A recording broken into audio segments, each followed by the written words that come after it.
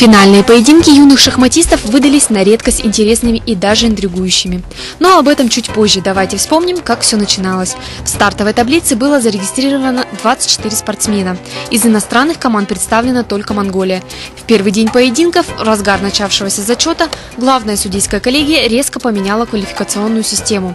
Причина подобного инцидента была в снятии с турнира двух якутских спортсменов, которые были дозаявлены вместо неприбывших участников из Урала. Таким образом, швейцарская система была аннулирована, и ребята перешли на круговую. Это сказалось на наших ребятах, и они не показали ту игру, которую должны были показать. И только в последнем туре, встречаясь с монгольским спортсменом, с которым он играл во втором туре, который отменил, Данил Терехин опять показал, что может играть, и лидера лишил призового места. Ну а что касается ребят из нашей сборной, с самых первых дней они показали профессиональную игру. Сильным соперником оказалась команда из Монголии, которая поразила всех своей тактикой игры. Золотую шашку, которая обычно в середине внизу находится, мы обычно стараемся держать до последнего.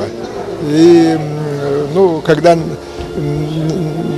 до последнего держать, а они, нисколько не боясь, в середине партии то налево, то направо кидали золотую шашку. И нас это как-то смутило.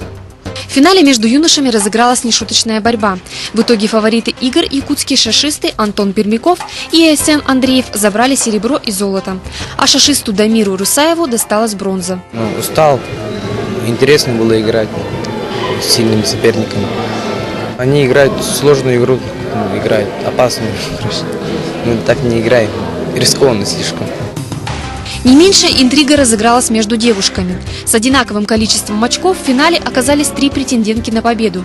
В итоге, благодаря дополнительным критериям, призовые места распределились следующим образом: Республика Саха, Башкортостан и Монголия. Конечно, дни соревнований были очень трудными, и я немножко устала и рада, что заняла первое место.